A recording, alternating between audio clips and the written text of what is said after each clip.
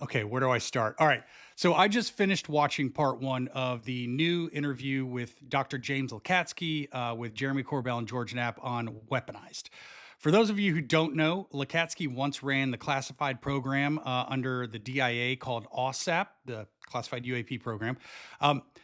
So they talked about a number of things, but there was absolutely a running theme on a few. So I want to talk about those. First and foremost, he says that the US government does possess a craft or crafts not made by human hands. He's steadfast on that.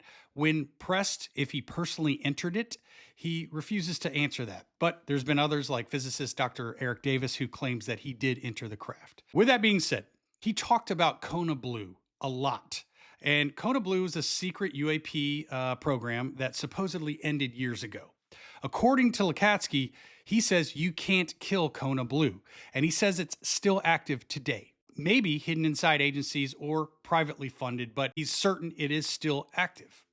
He says that inside OSAP, the research went way beyond technology. He claims that a huge part of that budget focused on biological and medical effects linked to UFO encounters and studying what that exposure did to the human body and what they found.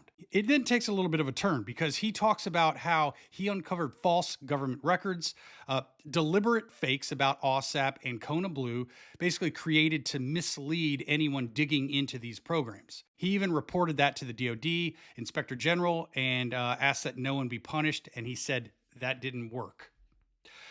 But if the deception failed, why keep doing it, right? Well, he also says that there's an active counterintelligence campaign going on right now, not surprising, not to reveal the truth, but to control it. And he says that AARO is less about transparency and definitely more about managing public perception on the UFO UAP phenomenon. Lacatski says that he supports disclosure, but not what he calls catastrophic disclosure.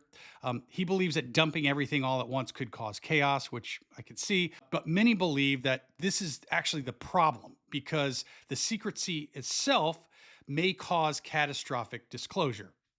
And for a lot of people, he comes across as almost too casual about this whole thing. Almost like, why is everyone so obsessed and upset with all of this? Almost like he's ridiculing people. But there's a lot of reading between the lines with this guy. And maybe that's actually more of what it is. Maybe he's saying things in a very specific way, almost leaving breadcrumbs. It's hard to say, really. So what's really happening here? Is he protecting the public or is he protecting the program? Let me know what you think.